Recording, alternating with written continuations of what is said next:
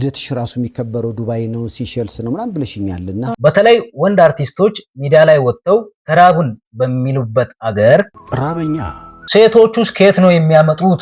ያው እኔ ኦንላይን ላይ ሌላ ቢዝነሶች እሰራለሁ። ኦንላይን ላይ ግን ምን አይነት ስራ ነው የምትሰራው? እቃ ምናምን ትሸጣለች? ሴፉ ፋንታውን እንደነዚህ አይነት ሰዎችን ማቅረቡ ችግር የለውም፣ ተገቢ ነው። ጭራሽ ተገቢ አይደለም። ሴፉ ፋንታውን በዚህኛው ሳምንት የሴፉ ሾው ፕሮግራሙ ላይ ተዋናይት ብሩክታይት ሽመልስን እንግዳ አድርጎ አቅርቦ ነበር። ታዲያ ፕሮግራሙ ላይ ከነበረው ቃለ ምልልስ ወይንም ጥያቄና መልስ በመነሳት በጣም ብዙ ሰዎች ሴፉ ፋንታውንን እየወቀሱት ነበር። ምን ሆነሽ ነው የምታለቅሽው እዚህ ጋር? መኪና ቻርጀር ጨርሶ ምንም እንኳን ፕሮግራሙ የመዝናኛ ፕሮግራም ቢሆንም ስንት አርአያ መሆን የሚችሉ ስንት የሚነገር ታሪክ ያላቸው ሰዎች ሞልተው እይታን ለማግኘት ተብሎ ብቻ እቺን ሙልቅቅ ያለች ልጅ ማቅረቡ ተገቢ አይደለም። በዛ ላይ ደግሞ የሚጠይቃቸው ጥያቄዎችም የሱን ሚዲያ የሚመጥኑ አይደሉም እያሉ ነው። ለምሳሌ ይሄን ጥያቄ ስሙ። ብዙ ጊዜ የትኛው የሰውነትሽ ክፍል ነው የሚያጨቃጭቀው? የሰውነት ክፍሉ ከንፈር ያጨቃጭቃቸዋል። ምን ሆነ ነው የሚሉት? ትንሽ አነሰ መሰለኝ። ከንፈሬ ላይ ጨቃጨቃሉ፣ እንዴት እንደሆነ አላውቅም። ሲሟሽሽ አስነፋዋለሁ።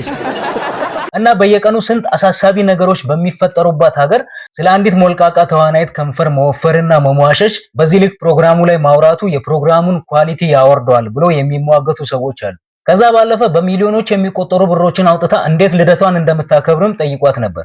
27ቱ እንዴት አከብርሽ? 27 ዱባይ ነበርኩኝ።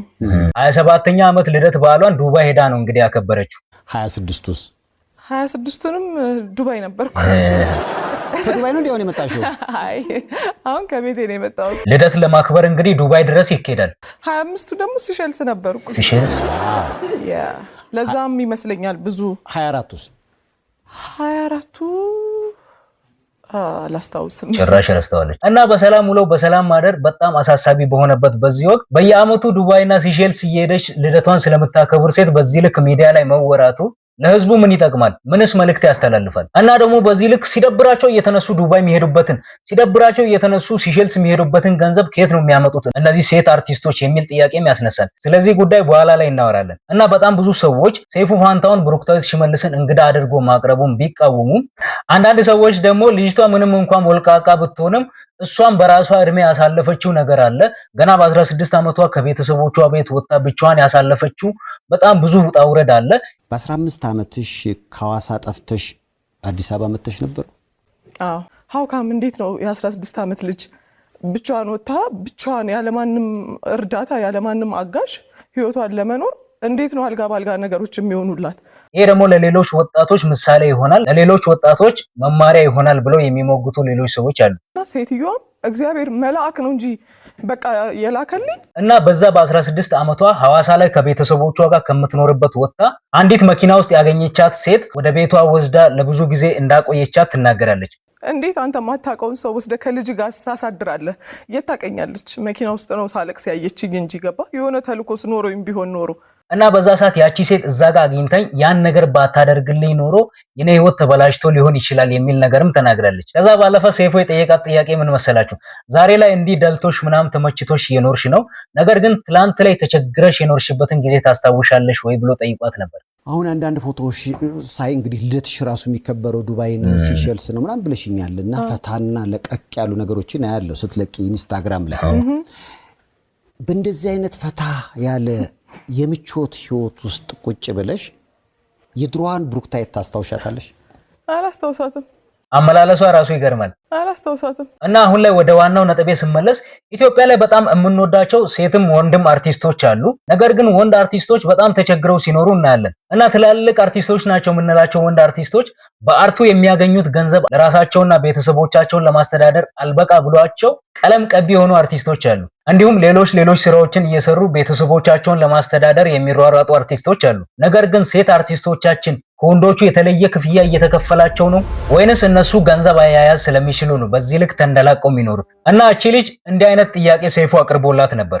ባለፈው ዳኒ ጢሞን ቃለ መጠይቅ ሳረግ እንግዲህ የነገረኝ ታሪክ በጣም ያሳዝን ነበርና ከዛ በኋላ የኢትዮጵያ ኪነ ጥበብ ለሴቶቹ ይመቻል ለወንዶቹ ነው ኮሮኮንቹ ሆነው አሉ። ምንድነው ሚስጥሩ? አሁን ፈታ እያልሽ እየኖርሽ ነው።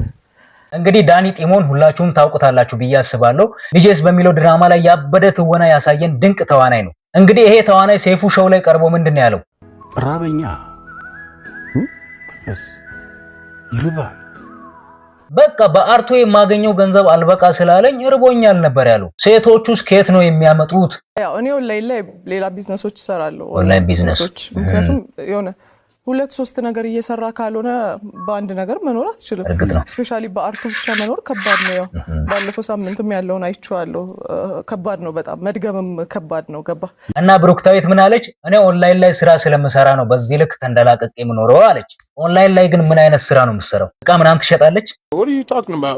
እና እናንተ በዚህ ጉዳይ ላይ አስተያየታችሁ ምንድነው? ሰይፉ ፋንታሁን እንደነዚህ አይነት ሰዎችን ማቅረቡ ችግር የለውም ተገቢ ነው ብላችሁ ታምናላችሁ? ወይንስ ስንት ችግር ያለበት ሰው ላይ እንደነዚህ አይነት ሰው ያቀረቡ ማሞላቀቅ ጭራሽ ተገቢ አይደለም ብላችሁ ታምናላችሁ? ሐሳባችሁን ኮሜንት ላይ ንገሩኝ። እኔ ደግሞ ይሄን ቪዲዮ ከመጨረሴ በፊት ስለዚህ ጉዳይ አንድ ዮሐንስ ሞላ የተባለ ጸሐፊ ፌስቡክ ላይ የጻፈውን ነገር ላጋራችሁና ከዛ እጨርሳለሁ። እድሜ ያበስላል። ብሩክታዊት ሽመልስ በሰለች ግን ላጥ እያሉ ዱባይና ሲሸልስ ሻይ ቡና ብለው ስለሚመለሷት ነገር ሲጠየቁ እኔ ኦንላይን ቢዝነስም እሰራለሁ የሚሏት አማርኛ የማይመስል ነገር ነው። በተለይ ወንድ አርቲስቶች ሚዲያ ላይ ወጥተው ተራቡን በሚሉበት አገር ራበኛ አርቱ ስክሪን ሴቨር መሆኑ ግልጽ ነው። የገንዘብ ምንጫቸውን ባይናገሩ እንኳን ምን አለ ደህና መሸፈኛ ቢፈልጉለት። የለም የሆነ ስታቲክ ዌብሳይትም ሊሆን ይችላል እኮ። የእሷን ይዘን እናውራና ቢብራይዳል የተባለውን የዘጋችውን ቢዝነስ ሊንክ ፕሮፋይሏ ላይ አድርገዋለች። እንዴት ነው ታዲያ የኦንላይን ቢዝነሷን የማታስተዋውቀው? ሰው ቢያንስ ደንበኛ ፍለጋ